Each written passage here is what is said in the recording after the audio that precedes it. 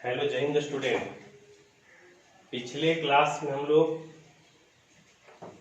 जब last class किए थे आपको तो दूसरा चैप्टर समाप्त हुआ था नहीं, और इसके बाद आपको हम होमवर्क दिए थे कि परमाणु में पहला चैप्टर जो था पदार्थ का, हमारे आसपास के पदार्थ, वो आप उस पहला चैप्टर उसका होमवर्क कंप्लीट करना था, मतलब जो बाहर में ट्यूशन रहता है उसको करना था। और फिर दूसरा चैप्टर का जो लास्ट में अंतिम में क्वेश्चन रहता है उसको बनाना था। जो क्वेश्चन नहीं बन पाता उसको हम बताएंगे, बार बार आप प्रयास कीजिएगा, जब ओपन होगा तो बतलाएंगे। ये दो बहुत इंपॉर्टेंट होमवर्क है, हर हाल में आपको करना है। अब आपको तीसरा चैप्टर शुरू करना है ना। तीसरा चैप्टर है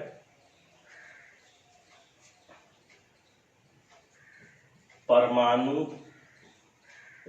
अणु एवं आयन,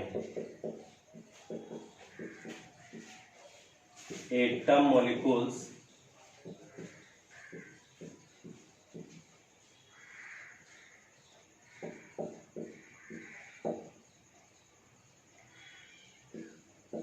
एंड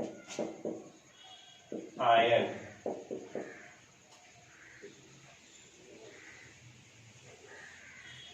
परमाणु, अणु एवं ion, atom molecules and ion. देखिए ये बहुत इंपॉर्टेंट चैप्टर है। केमिस्ट्री में ऐसे 9th 10th तो बेसिक ही पढ़ना है, टोटल साइंस का बेसिक है कोई भी सब्जेक्ट का।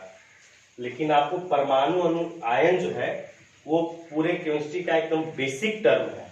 आपको परमाणु का कंसेप्ट क्लियर होना चाहिए कि परमाणु क्या है, किसको कहते हैं, उसको रिप्रेजेंट कैसे करते हैं, ये सब सीखेंगे हम लोग, ये जानना जरूरी है।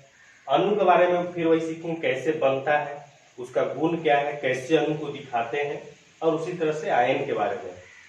और इन तीनों में इलेक्ट्रॉन, प्रोटॉन, न्यूट्रॉन निकालने के लिए इस तरह का चीज हम लोग सीखेंगे। सबसे पहले हम इसके बारे में आपको बोल देते हैं पहले, फिर शुरू करेंगे। परमाणु जो है वो क्या है, परमाणु बारे में आपको समझना है। तत्व का थोड़ा बहुत ज्ञान होगा आपको। तत्व पूरे ब्रह्मांड में एक अलग प्रकार का पदार्थ है। किस दृष्टि से अलग है? तो इसलिए ये अलग है कि पूरे ब्रह्मांड में जो सबसे शुद्धतम पदार्थ है, जो बिल्कुल शुद्ध होते हैं, ऐसे पदार्थों को तत्व कहा जाता है। मतलब ये कि इतना बड़ा ब्रह्मांड में जहां अरबों खरबों प्रकार के पदार्थ हैं, उसमें से सिर्फ अकेला एक प्रकार का तत्व ही ऐसा पदार्थ है जो बिल्कुल शुद्ध होता है, और कोई भी इतना शुद्ध पदार्थ नहीं होता है। शुद्धता का तात्पर्य है, पिछले चैप्टर में बतलाया था आपको, मिलावट से, जिसमें कोई मिलावट नहीं उसको शुद्ध कहते हैं। आप अगल बगल आसपास देखिएगा तो आपको शुद्ध पदार्थ कुछ नहीं मिलेगा। सोना है, ज्वेलरी है, तो भी आपको शुद्ध नहीं मिलता है, मतलब शुद्ध सोना का नहीं बना होता है। एल्युमिनियम है, एल्युमिनियम धातु, वो शुद्ध है, उसमें कोई मिलावट नहीं होता है। मतलब जो भी शुद्ध है वो केवल तत्व है। तो जो शुद्धतम पदार्थ तत्व है, इनकी संख्या लगभग 111 होती है, पीछे चैप्टर में पढ़े थे हम लोग। तो पूरे ब्रह्मांड में सिर्फ तत्व ही है जो बिल्कुल शुद्ध होते हैं, और इनकी संख्या 111 है। ये जो तत्व है ना, इन्हीं के सबसे छोटे कण को, अर्थात जिनसे मिलकर के तत्व बनता है, उस छोटे कण को, अति सूक्ष्म कण को परमाणु कहते हैं। तत्व का छोटा कण क्या होता है? परमाणु। या ऐसे बोले कि तत्व जिससे मिलकर के बनता है उसको परमाणु कहते हैं। या फिर ऐसे ही बोल सकते हैं कि परमाणुओं से तत्व का निर्माण होता है। क्लियर है? कैसे पहचानते हैं, अभी शुरुआत में यही समझना है। परमाणु के बारे में आपको बता दिए कि तत्व के सूक्ष्मतम कण, अर्थात जिससे तत्व मिलकर के बनता है, उसको परमाणु कहते हैं। सबसे छोटा कण कौन होता है? तत्व का परमाणु, मतलब परमाणु से ही मिलकर के बना होता है। दूसरी बात, तत्व को दिखाते कैसे हैं? तो तत्व हम लोग, चूंकि जो परमाणु काफी छोटा होता है, इतना छोटा कि आप समझ लीजिए कि जैसे अभी है तो अरबों की संख्या में परमाणु हम उनसे टकरा रहे हैं, अब पता भी नहीं चल रहा है। तो आप सोचिए कि एक छोटा सा, मतलब बालू का यदि कण भी हम लोग को, बालू का छोटा कण होता है ना, हवा के थ्रू यदि आकर के टकराता है तो लगता है कुछ इधर उधर लगा, उतना छोटा रहता है उसको, एक ठो का असर हो जाता है। और ये कितना छोटा है कि अरबों की संख्या में आकर के टकरा रहा तो पता तक नहीं चलता है, इसका मतलब काफी छोटा है। तो उतना छोटा है तो उसको हम लोग दिखाएंगे, दिखेगा तो है नहीं, कभी एक परमाणु को दिखाना नहीं दिखेगा, तो दिखता नहीं है, लेकिन उसको हम लोग रिप्रेजेंट करते हैं। एक को समझते कैसे, कैसे निरूपित करते हैं, तो किसी भी तत्व का संकेत लिख देंगे। ऑक्सीजन का संकेत होता है O, तो केवल संकेत लिखा रहेगा तो एक परमाणु होगा, और कुछ नहीं, केवल संकेत। Na सोडियम का संकेत होता है, लोहा का होता है Fe, तो केवल इस संकेत लिखा हुआ है, ये संकेत लिखा हुआ है, तो एक तो परमाणु होगा। क्या होगा? एक परमाणु। परमाणु कैसे दिखाएंगे, समझ में आया? तत्व के संकेत से। ठीक है, इसके बाद अणु है। तो अणु के बारे में आपको समझना यह है कि जब यही परमाणु आपस में मिलता है, ये परमाणु जब आपस में मिलता है तो अणु बन जाता है, माने परमाणुओं के समूह को अणु कहते हैं। ये है Na2O, ऐसे सोडियम 2 ठो, अब एक ऑक्सीजन मिल गया, Na2O बन गया, सोडियम ऑक्साइड इसको बोलते हैं। नाम वगैरह सब सीखेंगे हम लोग इस चैप्टर में। तो ये अणु हो गया। परमाणु कैसे समझना है, केवल संकेत लिखा रहेगा, संकेत। अच्छा, संकेत के लिए आपको एक चीज और समझ लेना है। देखिए, कोई एक लेटर ABCD का रहेगा, N नाइट्रोजन, कोई संकेत है, और 2 लेटर रहेगा तो वह एक संकेत कब होगा, जैसे 2 लेटर में 2 चीज होता है। देखिए, CO है और CO है, दोनों अलग अलग चीज है। ये जो है ये कार्बन है, ये ऑक्सीजन है, ये कार्बन है, अभी ऑक्सीजन नहीं समझना है। ध्यान देना है संकेत में कि ABCD के बड़े अक्षर के साथ कोई बगल में छोटा अक्षर है तो उसका कोई अलग तत्व तो नहीं होता है, मतलब ये जो छोटा लेटर है वो बड़े लेटर के साथ आया है। याद रहेगा, मैंने CO जो है तो वो छोटा है, तो वो छोटा है, इसका मतलब ये है कि वो उसका कोई अलग तत्व तो नहीं है, वो परमाणु नहीं है, वो इसी C के साथ है। ये जो A है, A ये अलग से कोई तत्व तो नहीं है, ये नाइट्रोजन N के साथ है, मतलब तो सोडियम हो गया N के साथ। मतलब अकेले संकेत रहेगा, कैसे पर्सन आएगा, बड़ा लेटर होता है तो, और 2 लेटर का रहेगा तो यदि छोटा है उसके साथ NI है ऐसे, तो NI का मतलब है कि I का कोई अलग मतलब नहीं है। अब NI ऐसे लिखा हुआ है कि 2 तत्व हो गया, नाइट्रोजन और आयोडीन। यहाँ छोटा I है, मतलब N के साथ आया है, तो निकेल बोला था। तो संकेत लिखा रहेगा नहीं, संकेत रहेगा तो ये परमाणु होगा। और जब ये संकेत आपस में मिलेंगे, अर्थात जब परमाणु आपस में मिलेंगे, 2 परमाणु या 2 से अधिक परमाणु मिल जाएगा, तो किसका निर्माण होगा, अणु का निर्माण होगा। 2 या अधिक परमाणु आपस में मिलेगा तो अणु का निर्माण होगा। बोलिए, तो कोई दिक्कत नहीं है। अब है आयन। आयन कैसे होता है, आयन बिल्कुल सिंपल है, कैसे पहचानना इतना आसान है इसको। उसके माथा पर कलंक है, ऐसे समझना है।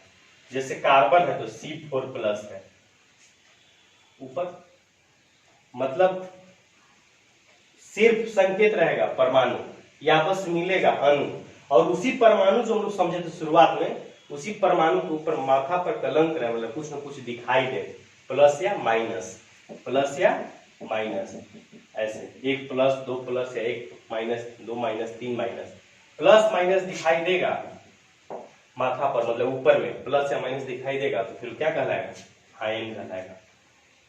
पहचानना सिंपल है कि नहीं। संकेत रहेगा परमाणु, ये संकेत आपस में मिलेगा, अर्थात परमाणु आपस में मिलेगा तो अणु हो जाएगा। और आयन पहचानना बिल्कुल सिंपल है, किसी भी परमाणु के ऊपर में प्लस या माइनस का चिन्ह दिखेगा तो क्या हो जाएगा, वो आयन हो जाएगा। हम लोग का चैप्टर था परमाणु अणु आयन, बेसिक चीज आपको ऐसे समझ लेना है। पहला बात आपको कॉपी बुक में लिखा रहेगा कौन परमाणु आयन है, तो ये पहचानने आना चाहिए, इतना आपको बदला दीजिए। पहले उसी से हम शुरू करते हैं, क्वेश्चन करके लिखना है। निम्नलिखित पदार्थों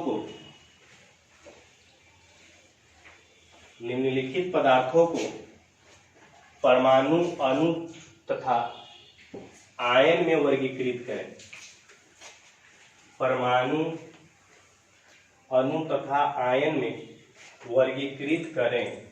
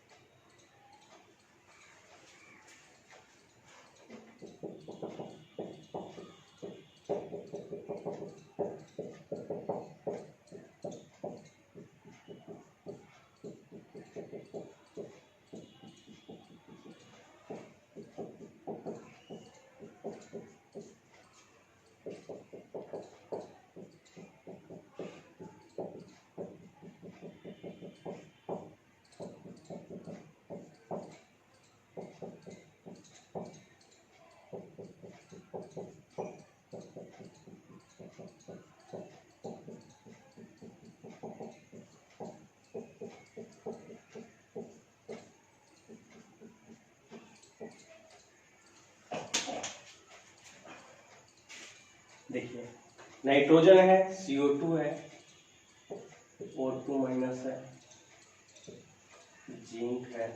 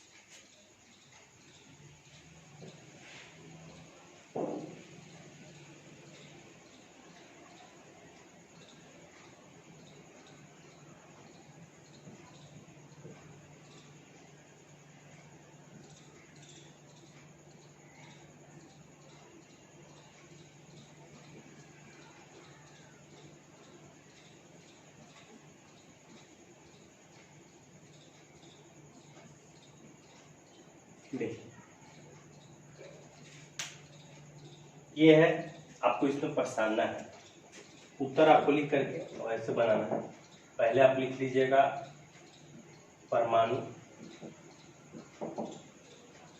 परमाणु फिर अणु और फिर आयन, और लगातार छांट के लिखते जाइएगा, ठीक है। जैसे पहला एन है, केवल संकेत है, तो ये परमाणु हो गया, लिख देंगे एन, परमाणु हो गया। मतलब CO2 है, कार्बन और ऑक्सीजन है, 2 परमाणु है ना, मतलब परमाणु का समूह हो गया। ऑक्सीजन का 2 परमाणु, एक कार्बन है, तो परमाणु का समूह हो गया, तो अणु हो गया CO2। फिर O2 माइनस है, माथा पर कलंक, आयन, O2 माइनस, आयन हो गया। Zn फिर संकेत है, फिर संकेत है, फिर संकेत है, तीनों परमाणु है। ऐसी पहचान का आपको छाट के लिख लेना है, ठीक है। चलिए आपको बना लेना है, अगले क्लास में इसको मिलवा देंगे।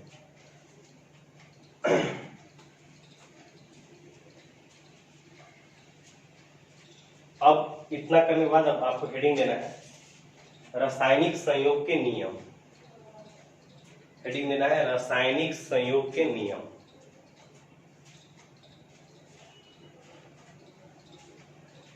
Law of chemical combination.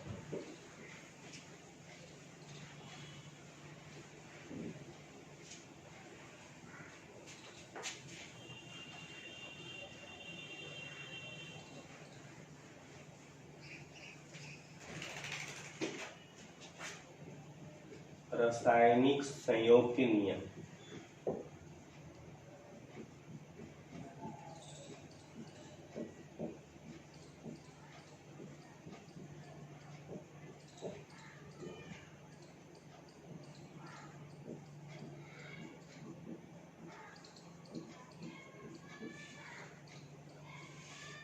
ठीक है, क्या पहले इसको समझना है। जैसे अभी हम लोग पढ़े ना, अभी जाने थोड़ा बहुत कि जो परमाणु हम आपस में मिलकर अणु का निर्माण करता है, तो ये परमाणु आपस में मिलता है, मतलब संयोग करता है, रासायनिक संयोग और रासायनिक अभिक्रिया करता है। रासायनिक संयोग जब करता है तो एक नियम के तहत करता है। नहीं, 2 नियम हम लोग को जानना है। हाँ, एक नियम के तहत ये करता है, मतलब जो परमाणु आपस में मिलकर के अणु का निर्माण करते हैं वो जैसे तैसे नहीं करते हैं, एक विशेष नियम के अनुसार करते हैं, और इसी नियम को रासायनिक संयोग के नियम कहते हैं। 2 नियम पढ़ना है, जैसे देख लिखिएगा। तत्वों के परमाणु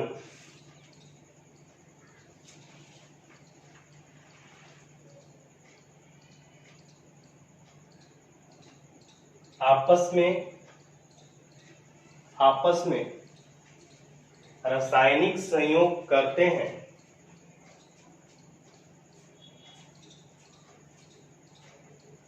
आपस में रासायनिक संयोग करते हैं तो यह संयोग एक निश्चित नियम के अनुसार होता है, अर्थात निश्चित नियमों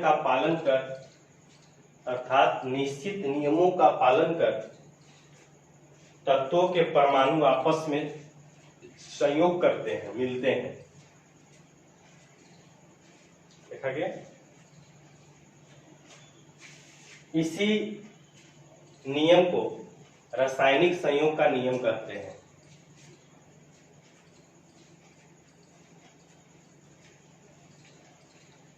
ये नियम इस प्रकार है के बाद 10 देखकर पहला लिखना है,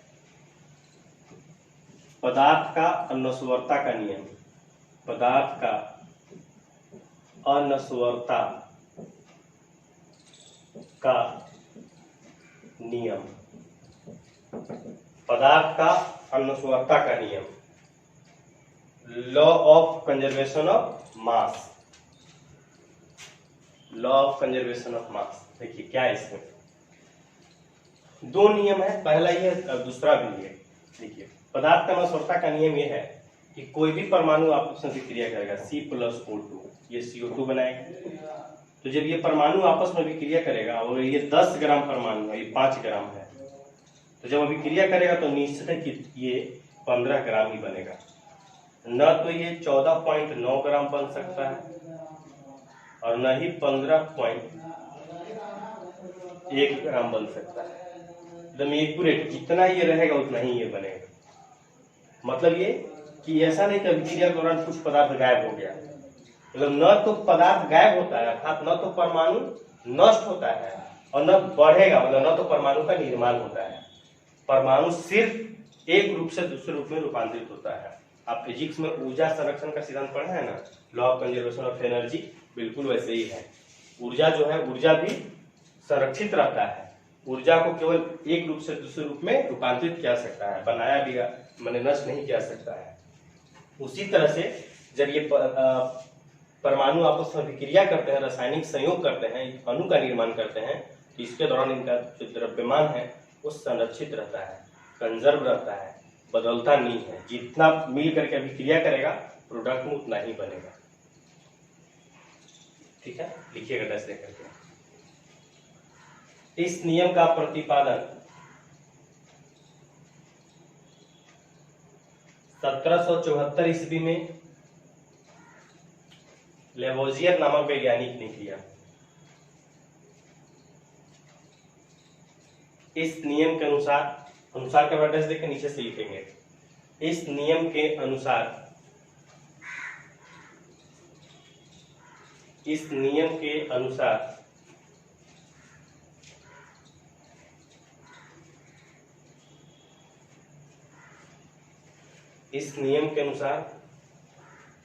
वर्ड देख के नीचे से लिखना है।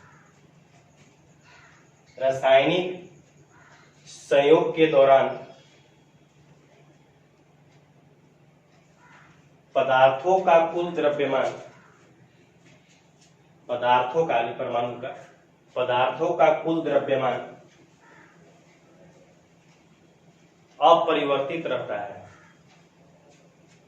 अर्थात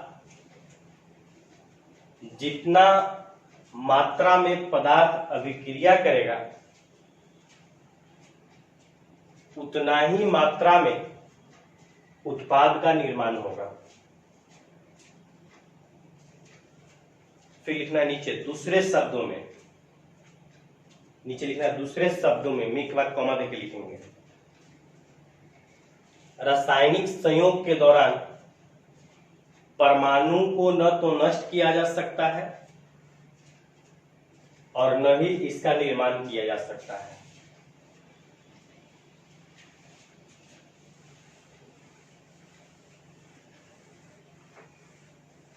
एग्जाम्पल देखिएगा, मान लीजिए कि A प्लस B मिला, दो पदार्थ, दो परमाणु C और D बना रहा है। तो ये A ग्राम है और ये B ग्राम है, ये C ग्राम और ये D ग्राम।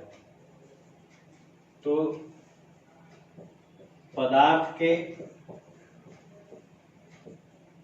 अनस्वरता के नियमानुसार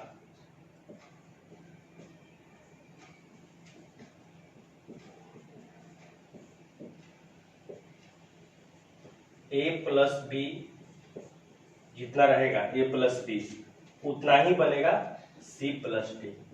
द्रव्यमान में कोई अंतर नहीं होगा। ऐसा नहीं है कि A बराबर C हो या B बराबर D, ऐसा नहीं। लेकिन जितना पदार्थ अभी क्रिया कर रहा है, ये दोनों मिलकर के A प्लस बी कर रहा है। मात्रा, पदार्थ की मात्रा कितनी है? A plus B. तो उत्पाद युक्त नहीं बनेगा। जो CD बनेगा वो किसके बराबर होगा? A प्लस बी के बराबर होगा। ये अनुस्वरता का नियम, लिख लेना इसको।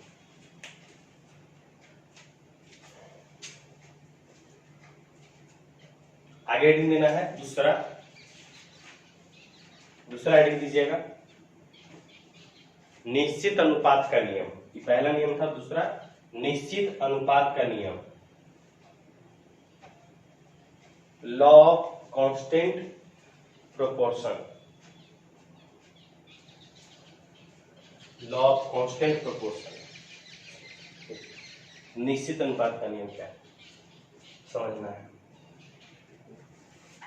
निश्चित अनुपात का नियम का मतलब होता है ना कि जो रासायनिक पदार्थ हैं कोई भी, तो ऐसा नहीं है कि बस उनको मिला दिए वो पदार्थ बन गए। जिससे आपको इतना आइडिया होगा कि जल H2O, जल जो है इसका निर्माण होता है हाइड्रोजन और ऑक्सीजन से, इतना तो आपको पता होगा। लेकिन इसका मतलब ये नहीं है कि 10 ग्राम लिए हाइड्रोजन और 10 ग्राम ले लिए ऑक्सीजन तो जल बन गया, ऐसा संभव नहीं है। ये जो हाइड्रोजन ऑक्सीजन है उनका अनुपात एक नियत मात्रा में होना चाहिए, और वो अनुपात कैसे निकालते हैं वो भी हम लोग यहाँ सीख लेंगे। थोड़ा बहुत आपको अलग से नॉलेज चाहिए तो फिर आप सीख लीजिएगा, ठीक है। तो आपको मतलब एक चीज ये जानना है कि हाइड्रोजन ऑक्सीजन से जल बनेगा, इसका कोई भी पदार्थ हो, CO2 है तो कार्बन और ऑक्सीजन से बनता है। इसका मतलब ये नहीं है कि बस 4 ग्राम ये और 5 ग्राम ये लिए और CO2 बन गया।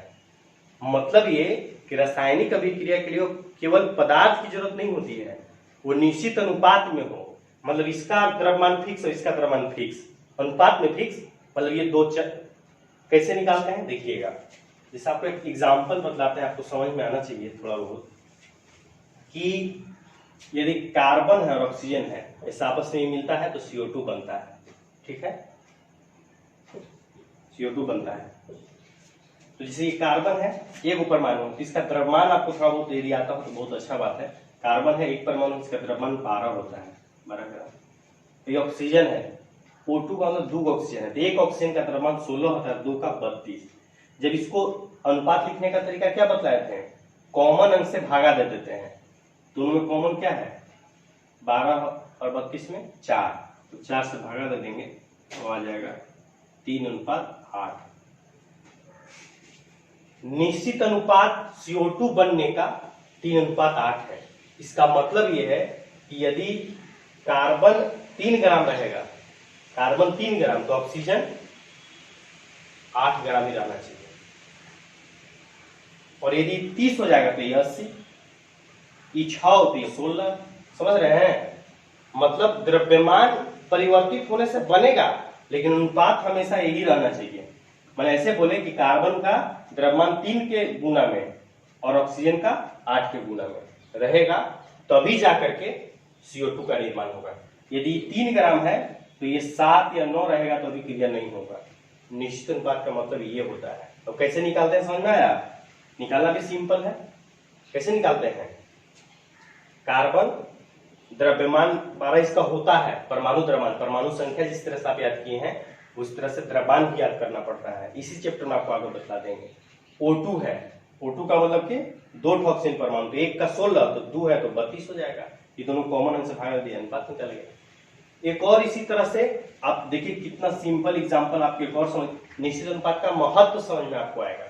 C+O2, इसको आधा से गुना कर दिए, 2 को था वो आधा से गुना कर दिए, मतलब 2 है और इसमें आधा से गुना कर देंगे, एक ना बचेगा, CO बनेगा, कार्बन मोनोऑक्साइड। क्या है ये? Carbon monoxide.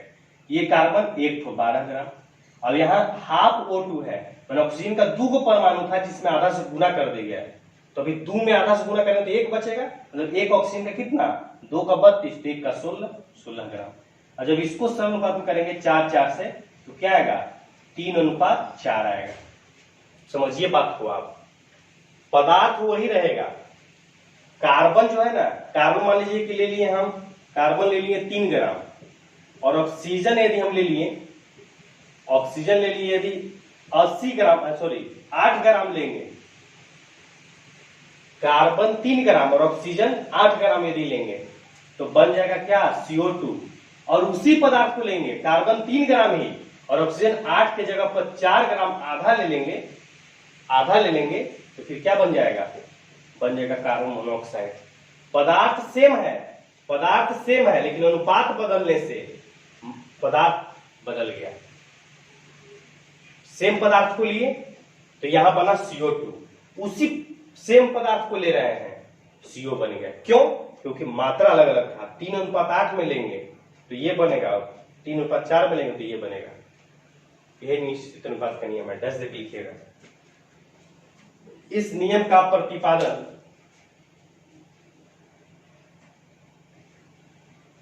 1789 ईस्वी में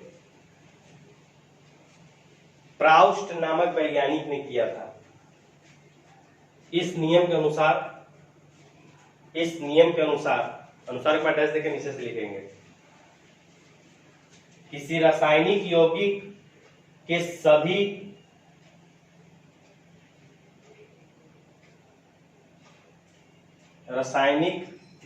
के सभी तत्वों के परमाणु द्रव्यमान के हिसाब से, ये द्रव्यमान है, द्रव्यमान के हिसाब से निश्चित अनुपात में अभिक्रिया करते हैं, निश्चित अनुपात में अभिक्रिया करते हैं। और एग्जांपल इसको दिखा देना है। चलिए, ये 2 नियम हो गया। आगे हम लोग डाल्टन का परमाणु सिद्धांत पढ़ेंगे, वो अगले क्लास में पढ़ेंगे। डाल्टन का परमाणु सिद्धांत है आगे।